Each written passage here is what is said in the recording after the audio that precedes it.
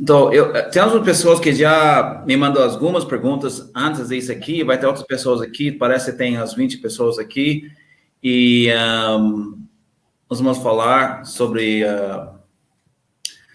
me pega minhas notações aqui.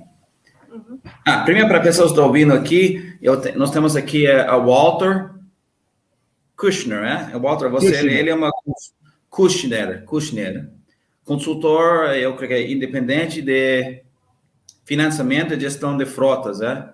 Ele tem experiência em leasing de veículos, gestão de risco e finanças cooperativas e planejamento de negócios Walter, previamente, ele é diretor da Arval, não é? Aqui no Brasil. Fui diretor da Arval por 12 anos, diretor de produtos e pricing,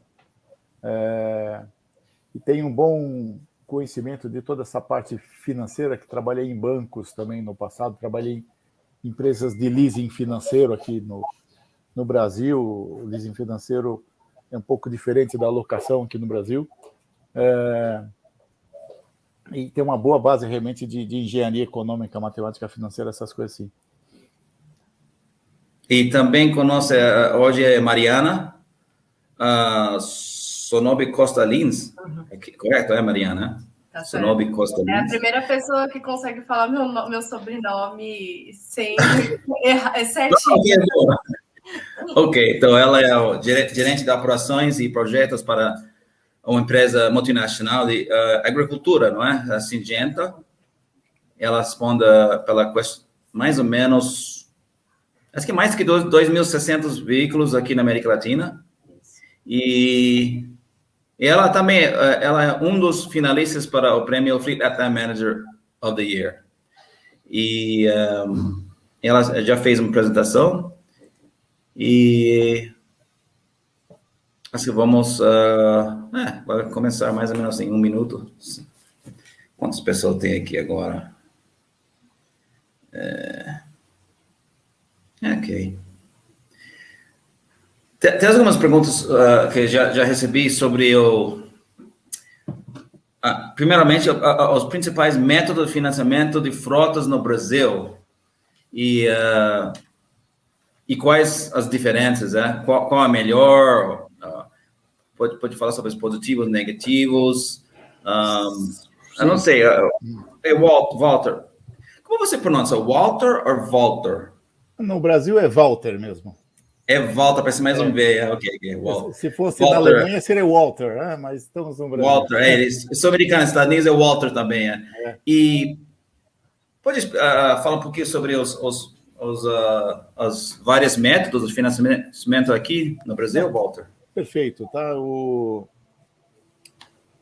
Tem algumas possibilidades, né, de você comprar os veículos da tua frota aqui no Brasil. Obviamente, o primeiro, mais simples, é usar o equity, usar o dinheiro do acionista, né, para comprar os carros. Depois tem o financiamento clássico de veículos, o chamado crédito CDC, né, CDC Veículos, que é aquele financiamento que você financia em X parcelas iguais, tabela price, até o final do prazo de utilização, né? Tem também o leasing financeiro, tá? Que está em desuso, inclusive o produto está bem fraco no país por conta de dificuldades fiscais, envolvendo o ISS, uma espécie de uma guerra fiscal. Então, os bancos que podem oferecer o leasing financeiro se assustaram muito com o produto e tiraram realmente o time de campo, porque era uma fonte de dores de cabeça. Infelizmente, é um produto muito bom, mas a complexidade tributária do Brasil acabou matando praticamente o produto, tá? O leasing financeiro. Muito usado é o aluguel de longo prazo, né? Que é muito semelhante ao leasing operacional. Aqui no Brasil, leasing realmente é um nome que é mais privativo de operações conduzida por bancos, né? Tem uma regulamentação do Banco Central dizendo que o arrendamento mercantil ou leasing é privativo de instituições financeiras, tá? Ou seja, só bancos podem operar ou, eventualmente, ou eventualmente empresas de leasing, mas também são consideradas instituições financeiras, tá? Mas o mais comum é o aluguel de longo prazo, realmente, é o que está mais disseminado. Não falando a longo prazo, na faixa de talvez 2 anos, 3 anos, 4 anos, Sim, né? exatamente. Tá? Não estamos falando do rent-a-car, coisa de dias ou semanas, tá? Estamos falando de contratos de mais de um ano, pelo menos. Tá? Então, qual você acha que é melhor? 2, 3 ou 4 anos? Pode ser com Walter ou Mariana, não sei. O que você pensa que é? Quantos anos é melhor? Essa é uma pergunta que vale $1 milhão, né? Depende muito, Daniel, Mariana e ouvintes, aí depende muito da situação, tá certo? Depende do uso do carro, da quilometragem que o carro roda, depende até do nível de taxa de juros que está, tá certo? Se o carro tem implementos ou não tem, o custo desses implementos, inclusive as próprias condições de mercado, os descontos que as montadoras estão oferecendo para os frotistas e para as locadoras, tá? Mas, no geral, recomenda-se que pelo menos de 2 anos para cima. Tá? Qual vocês usam, Mariana? Existem situações que o prazo curto é melhor, mas são mais raras. Normalmente, 2, 3, 4 anos. Na Europa, por exemplo, já é comum contrato de 5 anos. É mais longo, Acho que tem um modelo de carro também, né? Que depende para você achar. A gente fala que internamente nossa política no Brasil é de 42 meses, né? Então são 3 anos e meio. É uma questão da política, mas que é do break-even point, né? Então, onde o carro começa a ficar mais custoso e aí a gente faz mais sentido trocar por um carro novo. Sim. Então, depende muito, tem uma série de variáveis, né? Não dá para falar que um modelo vai fechar, vai atender qualquer modelo, todas as empresas, né? One size fits all. Exatamente. E um dos principais drivers aí, né, Mariana, é a quilometragem que o carro roda por mês. Se o carro roda muito, provavelmente é aconselhável trocar ele um pouco mais cedo, porque a quilometragem começa a ficar alta, o carro para mais, os custos de manutenção são maiores, tem uma série de problemas que começam a aparecer. É do país, porque a Mariana, ela trabalha com vários países, que o Brasil talvez pode ser diferente do, por exemplo, Argentina, mas e vai mudar. Qual a diferença dos países? Nos demais países da América Latina, a gente trabalha com 48 meses, então são 6 meses a mais do que a gente tem aqui no Brasil, tá? Mas na maior parte dos países, a gente está no modelo ainda de frota própria. A gente tem a locação, né, o leasing implementado somente no México, quando a gente olha para a América Latina. Então, assim, a gente, lógico que o nosso drive é a política, a gente precisa considerar e entender até que ponto faz sentido, mas tem essas questões todas que o Walter já comentou. A rodagem, acho que é o principal ponto. O tipo de motor, porque um carro flex e um carro diesel também tem habilidades diferentes. Então, tem uma série de fatores. Mas hoje a gente fala de 48, América Latina e Brasil 42 meses. Não, é isso mesmo. Depende de uma série de coisas. Não tem, como a Mariana falou, não tem uma receita de bolo assim. Eu estou desligando o meu celular, porque se alguém toca aqui, não fica. Só um minuto, estou desligando o som do celular aqui. No problem at all. Eu não quero ligar. Ok. E se alguém aqui está ouvindo, se você tem uma pergunta, pode perguntar aqui no chat. Eu estou tratando algumas perguntas que já tem aqui, que mandou para mim. E então, se tem uma pergunta, só escreve aqui no chat, aqui no lado direita, e tem que clicar no session, que é o session, e depois escrever sua pergunta. E sobre a pergunta tem aqui,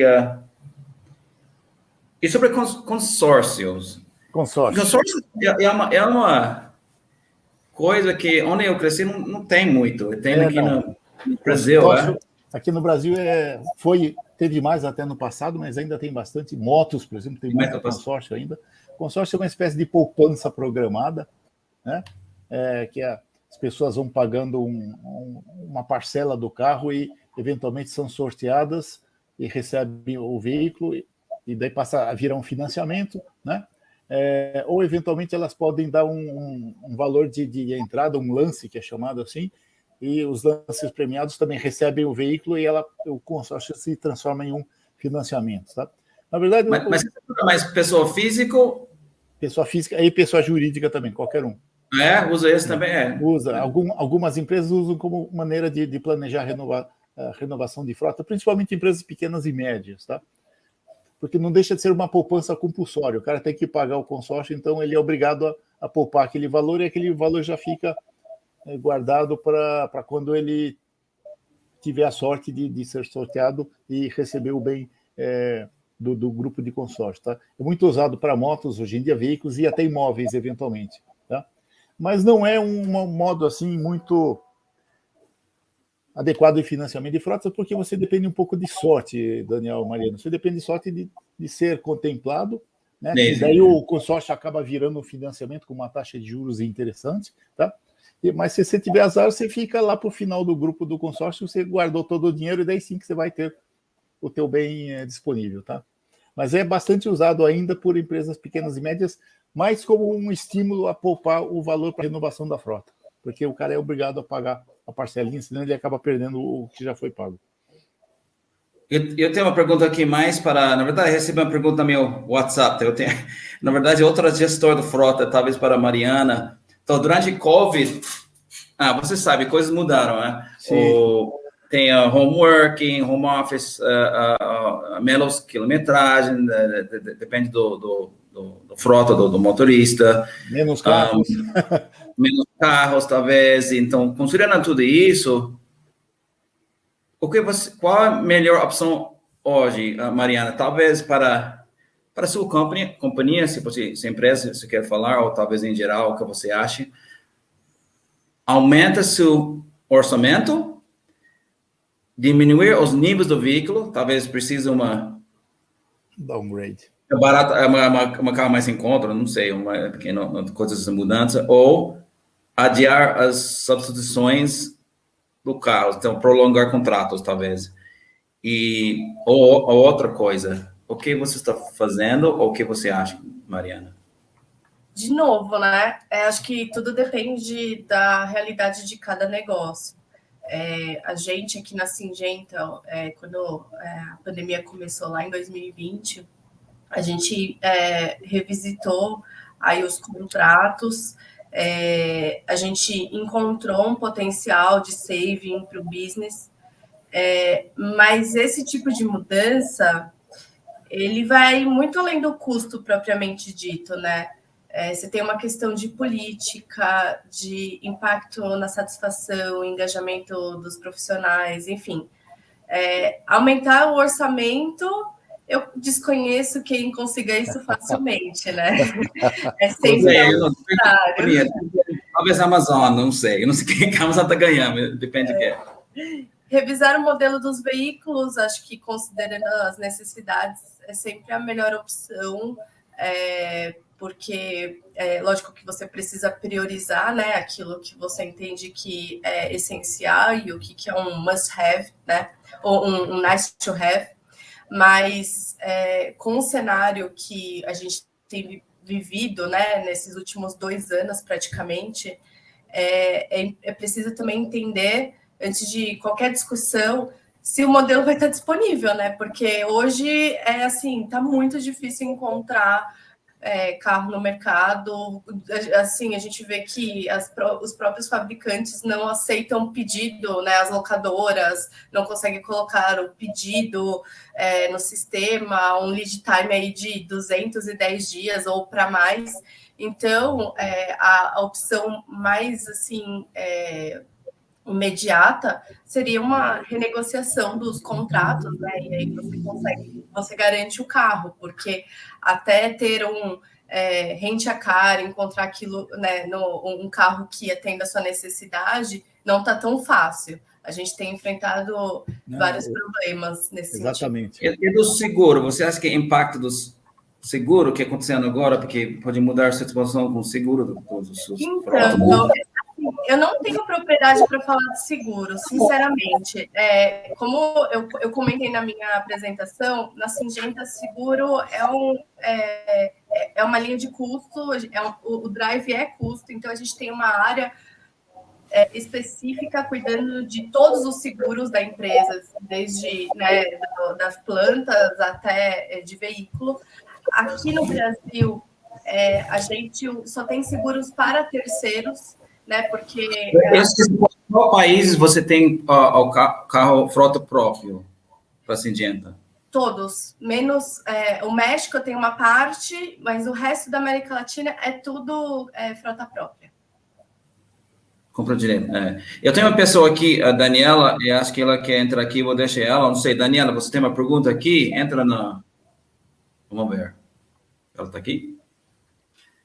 Mas assim, Daniel, só eu arrisco de dizer, não acompanho, porque a gestão está debaixo de uma outra área, mas eu arrisco dizer que deve ter tido um impacto aí direto, porque o preço dos veículos, ele vem, dos novos, né, aumenta exponencialmente, e isso impacta o mercado de usados, e aí a seguradora também tem que refletir esses aumentos, né, de uma tabela FIP, enfim. É verdade, a gente tem observado muito no mercado subida de preço de carros novos e o usado acompanhando. Então, por tabela, o preço do seguro acompanha o preço do carro. Tá subindo os preços. Para remarketing também, você pode vender sua frota usada. Sim, mantendo um bom momento para vender carro usado agora. Quem pode vender, né? Porque corre o risco de vender e ficar sem. Só precisa garantir que tem o seu novo, né? Exatamente. Eu tentei deixar a pessoa entrar aqui, mas não sei, não funcionou. Não sei por quê. Entrou agora. Entrei. Oi. Tudo bem com vocês? Prazer, Daniel. Prazer, Mariana. Prazer, Walter. Eu sou da Geotab, aqui do Brasil. Ok. Nós estamos com a operação da Geotab faz 3 meses no Brasil e conheço bem a Syngenta, viu, Mariana? Eu estou nesse mercado há 20 anos, atendi muito a Syngenta e gostaria até de a minha pergunta, né? Até, Daniel, qual é a minha pergunta para a Mariana na Syngenta? Hoje eu vi que vocês têm todo um trabalho com segurança, vocês já têm um projeto, vocês já têm telemetria implantada hoje em toda a frota do Brasil e Latam? Então, eu falo com muito orgulho isso, que a América Latina é o best case da Syngenta no mundo, porque todos os nossos carros têm telemetria e nenhuma outra região, Estados Unidos, Europa ou Ásia, tem todos os carros com telemetria. Então, a gente saiu na frente nesse sentido. Então, está usando o Brasil como benchmarking, né? É o benchmark. E você fica aqui em São Paulo, né? Eu vi. Em São Paulo. Eu te mandei uma mensagem pelo LinkedIn, você fica em São Paulo, aí eu vi. Quem sabe a gente tem a oportunidade com a Geotab de poder apresentar a Geotab e a gente trabalha no mundo inteiro, né? Legal. Não, a Geotab é fornecedor, Syngenta em alguns outros lugares, então, sim, a gente tem a oportunidade de conversar. E agora ficando mais sério em Brasil, Daniela? Agora, falei Daniela, com o Eduardo. Eduardo Canicoba. O Eduardo Canicoba é o nosso country manager aqui no Brasil, ele é mexicano, está vindo morar no Brasil agora em janeiro, e nós estamos entrando com a operação, nós entramos já com a operação no Brasil em 29 de junho. Legal. E eu entrei nesse período. Mas agradeço aí vocês, obrigada pela oportunidade de participar dessa sala aí tão bacana. Muito obrigada, viu? Oi, Daniela. Tá. Tem uma pergunta no chat aí, Daniel, falando se o leasing ou a compra à vista, tá? Normalmente, tá? Condições normais, o aluguel, né, financeiro, o aluguel de longo prazo aqui no Brasil acaba sendo um pouco mais econômico do que a compra à vista, tá? Não sempre, não é sempre que acontece isso, mas normalmente consegue ser economias aí da ordem de 10% a 15%. Tá? É muito em função do ganho de escala que as empresas de leasing têm ao comprar carros, né, com descontos muito bons, comprar também manutenção, né, aí a profissionalização da gestão possibilita isso também. Então, usualmente, o aluguel de longo prazo é mais vantajoso. Mas não é sempre, existem situações que não vale tanto a pena, não. Acho que tem uma questão aí também da sua capacidade de captação do dinheiro no mercado, né? O quanto você paga de juros, o custo de capital, o custo de capital interno, né, Walter? Sim. E aí isso vai impactar diretamente na sua assim, né, na decisão de ir para um modelo de compra à vista, e aí seria uma frota própria ou um leasing, né? Eu falo assim porque aqui na Syngenta foi uma quebra de paradigma, né? A gente sempre veio com frota própria a melhor alternativa. E em 2017 a gente criou um modelo interno, ele está adaptado para o nosso modelo de negócio, PNL, tudo, mas hoje a gente tem visto que o custo de capital é o que está direcionando essa questão, essa decisão de, olha, o leasing é melhor do que... O leasing, a gente fala, né, alocação de longo prazo, sim. é melhor do que a frota própria. Isso tende a favorecer agora, com o aumento da taxa de juros, a alocação de longo prazo, né? Porque os juros estão aumentando, né? Mas mais ou menos, porque se os juros aumentam, a alocação também acaba aumentando. O custo do dinheiro é um dos grandes componentes do total do custo de locação, né? Se junta lá o custo do dinheiro, junta lá a depreciação do carro, esses dois se respondem por 50%, 60%, ou até um pouco mais, depende da quilometragem, depende de uma série de coisas, do total de custos que compõem um preço de locação. Mas, obviamente, eu sempre falo, se sobe a maré, todos os navios do porto sobem. Se sobe a taxa de juros, sobe para todo mundo. Sobe para Syngenta, sobe para Localiza, sobe para Arval, sobe para todo mundo, né? Só fica ruim para o consumidor que vai pagar mais pela locação ou pela posse do carro através do TCO, né? Eu tenho uma pergunta aqui sobre a maioria dos clientes internacionais está disposto para mudar para eletrificação. Tá mudando. Mas esse tipo dos carros e VEs, veículos elétricos, continua caro aqui no Brasil. Outro país também, com certeza. Mas como você equilibra a TCO e sustentabilidade? Talvez para Mariana, porque os dois são importantes, mas que você... Olha, elétricos ainda... acho que na América Latina como um todo é um grande desafio, né? Eu acho que não só em termos de custo, mas toda a infraestrutura que isso requer. A gente fala de carregadores, a rede de distribuição de energia que tem que ter capacidade para atender, né? Porque não é simplesmente você instalar um carregador. Enfim, hoje a gente trabalha algumas iniciativas ligadas à sustentabilidade, que não necessariamente envolvem elétricos. Claro que a gente precisa estar ligado, mas, por exemplo, o modelo de carro que a gente usa hoje não tem uma alternativa disponível, né, que seja viável para a nossa frota. Então, por exemplo, a gente tem ações de uso de álcool em detrimento da gasolina. É uma iniciativa de resultado imediato, que requer uma mudança de comportamento dos condutores, né? Então, uma conscientização nesse sentido e um reforço da mensagem para a liderança, porque tem uma questão de conforto, né? Por exemplo, os nossos usuários estão sempre rodando muito, longas distâncias, então o álcool você precisa parar mais vezes, mas a gente uma ação que a gente consegue aí um resultado de curto prazo. Não, sem dúvida. A adoção de híbridos, por exemplo, que hoje estão mais acessíveis em nosso mercado, é uma alternativa também. A gente tem visto, né, assim, lançamento de carros híbridos, e aí, assim, acessível quando a gente olha comparado com o todo, né?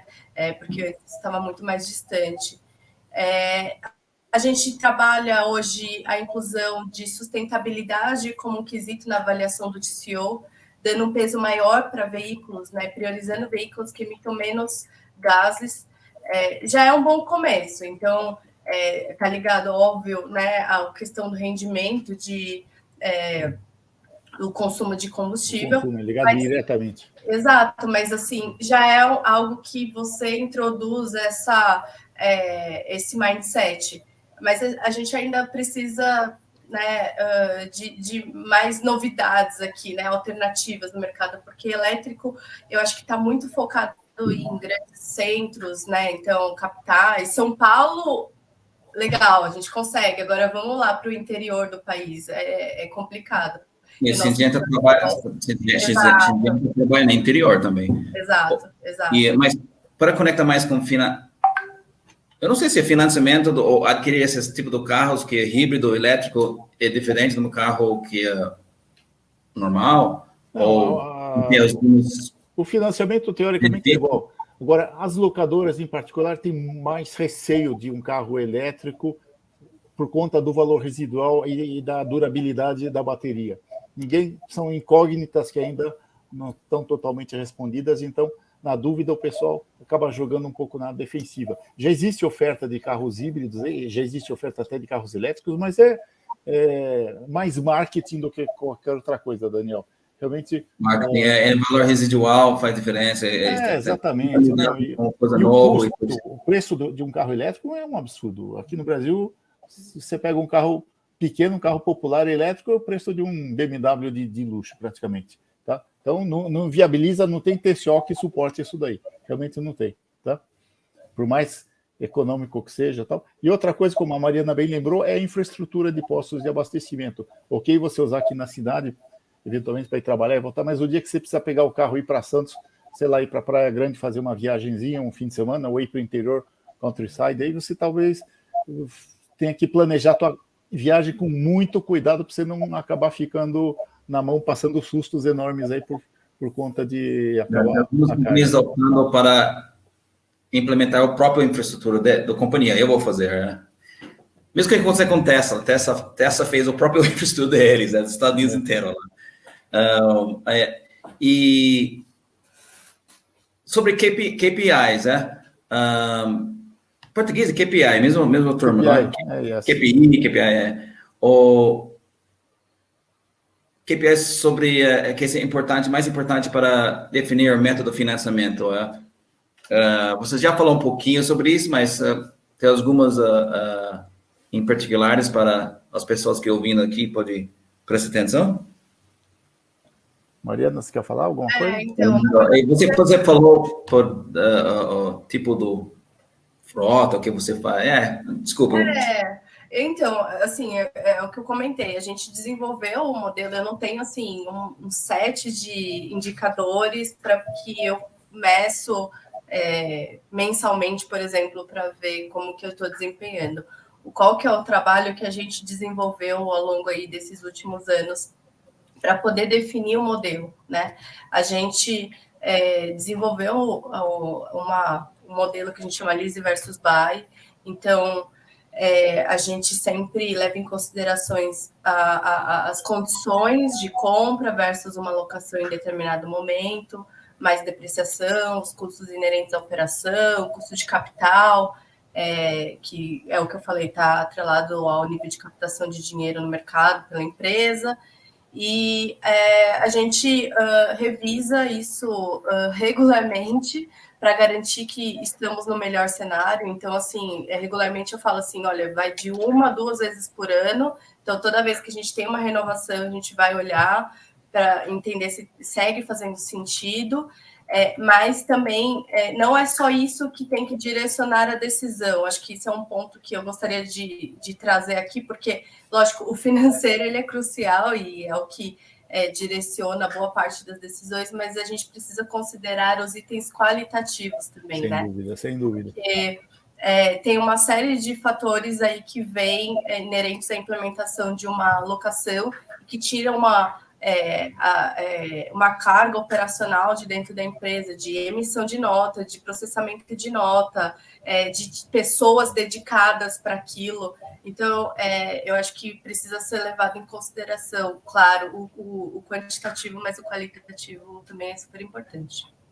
Se fosse olhar só custo, andava todo mundo de Renault Kwid, que é o carro mais barato que não acontece. Inclusive o presidente da empresa, que não ia gostar muito, certo, Mariana? Exatamente. Se fosse só custo, seria fácil, né? A gente tomar decisão. E não fala sobre como fala? Subscription service, ou assinantes que você paga mensalidade.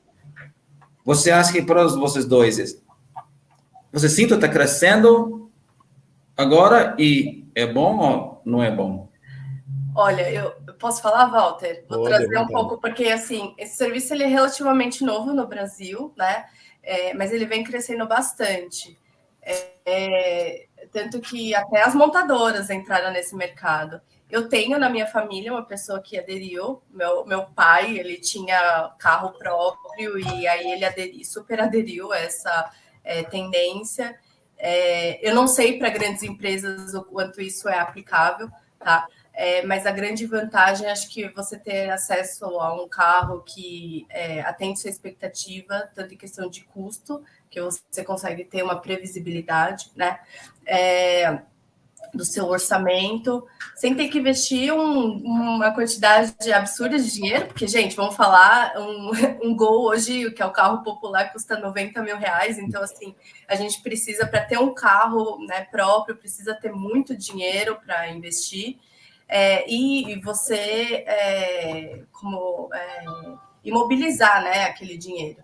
Então, ou pagar juros de financiamento, enfim, e sem se preocupar com revisão, seguro, IPVA, todas essas burocracias que vêm quando você vai, né? Você compra um carro. Exatamente. E acho que ele está muito ligado à linha da mobilidade, né? Para quem não tem apego a carro como patrimônio, enfim. Como negativo, eu acho que nem é negativo, né? Assim, mas um ponto de atenção, acho que eu traria é o KM contratado mensalmente, né? Que é importante que esteja ajustado à realidade, porque senão depois lá no final pode vir uma surpresa de cobrança de KM extra, enfim. Exatamente. No fundo, Daniel, o carro por assinatura, o subscription service, é o aluguel de longo prazo voltado para a pessoa física. Tá? O cara assina um contrato de 1 ano no mínimo, com uma determinada quilometragem contratada e tal, com serviços incluídos. Tecnicamente falando, é um aluguel cujo cliente é uma pessoa física, tá? E talvez o que você está falando que é caro, é o carros elétricos, talvez pode testar carros elétricos como paga por uma assinante por alguns meses para testar e depois, se dar certo, fazer uma contrato mais sério. Não, sem dúvida, mas o preço inicial do carro, para você comprar, ele é quase 3 vezes mais caro do que um carro equivalente movido a combustível etanol, por exemplo, ou gasolina. Então, já de cara, o aluguel de um carro elétrico também já estaria quase 3 vezes superior, um modelo assim equivalente ao modelo clássico E aqui no Brasil, a gente tem uma alternativa de combustível bastante ecológica, que é o álcool, o etanol, que a Mariana já falou. A distribuição é bastante boa no Brasil todo. Todos os carros praticamente vendidos aqui, você pode usar um combustível ou outro, o que for mais interessante no momento da bomba. E o etanol, quando a cana-de-açúcar, né, que é a matéria-prima do álcool, cresce, ela absorve CO2. Foi feito até um estudo pela EPA, a Agência Ambiental Americana, uns anos atrás, que concluiu que o etanol realmente era um combustível ecologicamente correto, combustível verde, né, que eles chamaram. Então, existe essa alternativa aqui no Brasil, talvez por isso até que aqui no Brasil o pessoal não esteja tão preocupado assim com essa questão de CO2, porque muitas empresas, como a própria Syngenta, usam exclusivamente etanol, a menos que tenha algum problema de disponibilidade, e consegue-se, com isso, fazer um bom equilíbrio aí no ciclo de CO2 dos carros. Tá? É uma coisa que existe em poucos países no mundo, não é todos os países que têm essa disponibilidade do etanol. Depois da tarde do evento, eu vou falar sobre o assunto do combustíveis, os diferentes, powertrains. Eu acho que em inglês é powertrain, acho que em português mesmo, turbo, powertrain. E o Brasil tem, igual você falando, tem uma outra opção green, de verde, que é etanol. E sobre os carros que acho que a Mariana está falando, você tem o Ford F-150 do pickup, não é? Eu tenho no México. Aqui no Brasil não tem. No México. No México eu tenho a F-150. A gente sabe que agora a Ford lançou a híbrida, né? O México é um dos lugares que você tem, né, motores movidos a gasolina, né? Então, que aí comparado com o diesel, talvez que seja ecologicamente mais viável. Mas aqui no Brasil a gente usa S10 e Toro. Nos demais países Hilux, é sempre assim, né? Picape mais de a gente fala que é médio, né? Mas sim, médio para grande, né? Que sim, o conceito do médio é diferente aqui do que, pelo menos, por exemplo, nos Estados Unidos, né? Mas aqui é mais Chevrolet, igual você falou, Fiat. Talvez México usa mais Ford, que Ford, essa picape é muito vendida nos Estados Unidos. E o Hilux também é muito, mas o Brasil é menos Hilux, Hilux, né? O quê? Aqui mais... a Hilux, ela tá mais aqui na América Latina Sul, né? O México, como ele está ali muito próximo aos Estados Unidos, então o modelo de carro até está muito mais próximo, né, do que a gente tem lá. Mas isso é um dos temas aí, o Hot Topics da Syngenta, porque picape nesse padrão você não tem hoje. Picape, assim, opções com modelos movidos a flex, híbrido. A gente sabe que a Toyota vai lançar, mas é um híbrido diesel, né, que vai lançar 2023, 2024. Híbridos é mais em conta no México, se compra isso aqui no Brasil. Sim. Não tem nem comparação, assim, o quanto você gasta no México, sei lá, $30 mil, né, para comprar uma caminhonete de um porte desse. Aqui, com $30 mil, eu não consigo comprar. Não consigo. Um carro popular. E olha lá. É mais ou menos isso, assim. Então, é muita diferença, assim, de mercado. Por isso que a gente precisa olhar país por país, né? Nesse tipo. Lá no México, você tem alguma do Nissan, que está vendo bom lá no México, talvez, né? Temos Nissan, temos alguns Silverados, mas, assim, tem a NP300, né? Mas a grande maioria aí é a F-150 mesmo no México. E com fornecedores, para criar carro, você tem um limite de fornecedores? Você trabalha com 2 ou 3? Ou como você gerencia isso? A gente, assim, lógico que tem uma estratégia aí de trabalhar com um número limitado, né, de fornecedores, até para poder fazer a gestão disso, né, porque uma variedade de fornecedores acaba também impactando no nosso dia a dia, e a gente tem, né, recursos limitados, né, pessoas, a equipe é bem reduzida, então a gente fala aí de fornecedores preferenciais, e a gente tem acordos, né, globais, regionais, mas sempre a gente olha para a necessidade local. Então, entendendo qual que é a necessidade daquele país, o que melhor adequa, porque nem sempre aquilo que vem do global, né, que a gente fala, esse é o melhor fornecedor, é o que atende melhor naquele país. Então, a gente precisa olhar, a gente fala que é think global, act local, né? Eu gosto de trazer um pouco esses conceitos, porque é a nossa realidade, e acho que é um desafio de pessoas que trabalham aí com região, com global, porque você precisa fazer o cara entender, a pessoa que está do outro lado entender que nem sempre aquilo que faz sentido, sei lá, na Europa, nos Estados Unidos, aqui na América Latina. É verdade, exatamente. Eu tive casos até hilários na minha vida profissional, um cliente que queria usar uma picape, que na época até era ofertada aqui no Brasil, uma picape indiana, Mahindra, porque dava certo no Chile, eles usavam muito bem lá no Chile, funcionava bem, ele queria usar essa picape lá no nordeste do país. Nós perguntamos para ele simplesmente, você tem certeza que você quer usar esse carro lá? A concessionária mais próxima fica a 2.000 quilômetros só. Você quer realmente usar? O pessoal muitas vezes não tem noção dessas dificuldades logísticas e de serviço em um país ainda mais continental como o Brasil, né? Exatamente. Tem as pessoas, Mariana, que think local, act global. É o oposto, mas talvez é melhor think global, act local. But, tem uma coisa assim, uma pergunta sobre... então, o Walter está falando que o tipo do leasing do longo prazo melhor com a TCO, eu acho que também quando você terceiriza sua frota, você pode focar no seu trabalho, sua companhia, o que a sua companhia faz, mas tem algumas pessoas que ele limita a sua flexibilidade um pouquinho quando você não tem seu próprio carro. O que você acha disso, Walter? Ou Mariana? Olha, pode ser uma situação na qual a compra seja mais indicada. Então, por exemplo, sei lá, uma companhia de utilities que vai fazer uma adaptação no carro, colocar uma plataforma elevatória para trocar transformador em poste, qualquer coisa assim.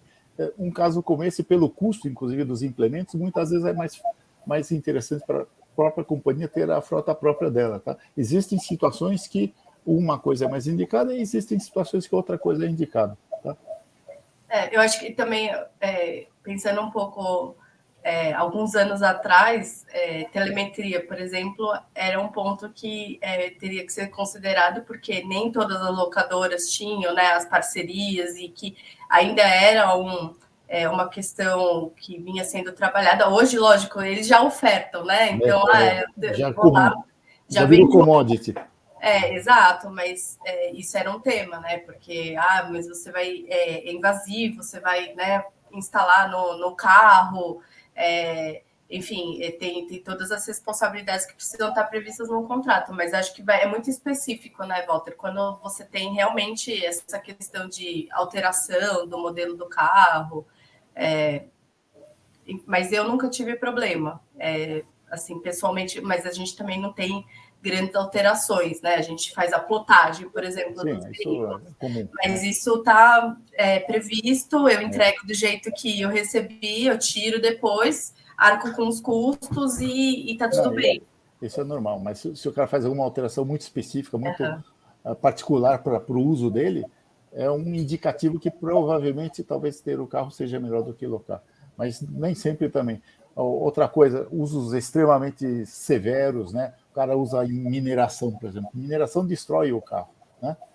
Ou usa, sei lá, uma concessionária de rodovias, por exemplo, que roda 7, 8 mil quilômetros por mês, uma quilometragem extremamente alta, sabe? De repente pode indicar uma coisa ou outra. Cada situação realmente é uma situação. Mas, no geral, Daniel, eu te diria que em 80% a 90% dos casos, a locação acaba sendo mais vantajosa. Especialmente se você tem carro para executivos, acho que não vai...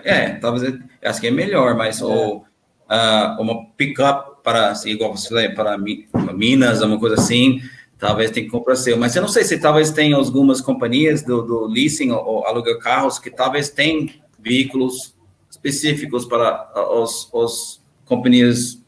Tem, mas o problema é que começa a aumentar a incerteza, né? Para a companhia de leasing, por exemplo, eu poderia fazer uma alocação para uma mineradora, mas eu não sei direito quanto o carro vai durar, se vai durar 1 ano, se vai durar 2 anos, e na dúvida eu ponho o preço lá em cima, porque eu não tenho muita certeza, não tenho muita previsibilidade. Então, se eu não sei exatamente o que vai acontecer, eu vou ser conservador, meu preço vai subir, pode ser que não fique tão vantajoso. Essa turma nos Estados Unidos, quando você adapta o carro para, chama uplifting. Eu não sei como falar em português. Quando você adapta o carro, coloca uma coisa para colocar escadas, a coisa assim. Como chama isso? Tem acho que é uplift. Adaptação mesmo. Adaptação para a sua empresa, sim. E, assim, só temos mais 2 minutos aqui, eu acho que nós temos mais ou menos 45 minutos, eu não quero ficar mais longe disso. Acho que pelo menos vamos botar para só um pouquinho. Eu sou Mariana, você está na São Paulo? Eu estou em São Paulo. E o Walter também? Também em São Paulo, que é a cidade maior do Brasil e da América do Sul. 1/3 do PIB do Brasil. Sim, todo mundo está aqui na São Paulo. E quanto tempo você está trabalhando? Você já falou, Mariana, quantos anos com Syngenta? Eu trabalho, eu vou fazer 12 anos na Syngenta. Muito bom. Bastante tempo. Com frota, um pouco mais de 7 anos. Nunca me imaginei nessa área.